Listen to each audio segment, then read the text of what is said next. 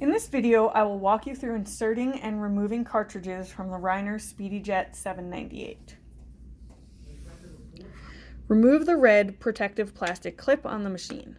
To open the carrier door, you need to unlatch the clip. With your thumb and pointer finger, squeeze inwards right by the red button on the machine. While you're squeezing, the latches will release, and you will need to open it in an up and outward swinging motion. Take the cartridge.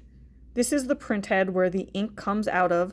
You want the print head to be facing the red trigger button while you're inserting it into the unit.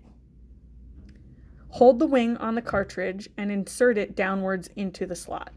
This should be a smooth and easy movement.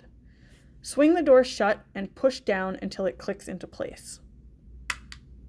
No force is necessary and could damage the carrier. If you're struggling to close the door, take the cartridge out and try to seat it again before closing the door flap. Once the cartridge is correctly positioned and clicked into place, you are ready to print. Make sure you've transferred your information to the unit and keep in mind, if the cartridge is not inserted correctly, it will not print. To remove the cartridge for proper storage so that the ink does not dry out, you need to unlatch the clip again. With your thumb and pointer finger, squeeze inwards right by the red button on the machine. Remove the cartridge and store it in a Ziploc bag to keep it from drying out too fast. Close the flap on the unit. Replace the red plastic clip.